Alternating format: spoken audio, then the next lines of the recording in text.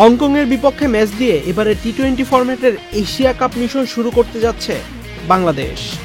সবশেষ 3টি টি-20 সিরিজ জিতে টাইগারদের মনোবল এখন তুঙ্গে। তাই এবারের এশিয়া কাপে বাংলাদেশ বিশেষ কিছু করবে বলে ধারণা টাইগার ভক্তদের। এশিয়া কাপের প্রথম ম্যাচে হংকংয়ের বিপক্ষে টসে জিতে ফিল্ডিং এর সিদ্ধান্ত নিয়েছে টাইগার কাপ্তান লিটন দাস। হংকংয়ের বিপক্ষে প্রথম ম্যাচে টাইগাররা শক্তিশালী একাদশ নিয়ে মাঠে নামছে। টাইগারদের একাদশে আছে ওপেনার তানজিদ হাসান তামিম, পারভেজ হোসেন ইমন। ওয়ান ডাউনে ব্যাট করতে আসবেন অধিনায়ক লিটন কুমার দাস।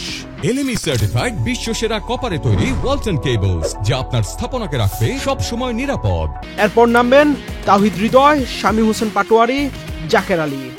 স্পিনার হিসেবে দলে আছেন মেহেদী হাসান, রিশাদ হোসেন। 3 জন পেসার নিয়ে বাংলাদেশ একাদশ সাজিয়েছে। সেই 3 জন পেসার হলেন তানজিম হাসান সাকিব, তাসকিন আহমেদ, মুস্তাফিজুর রহমান।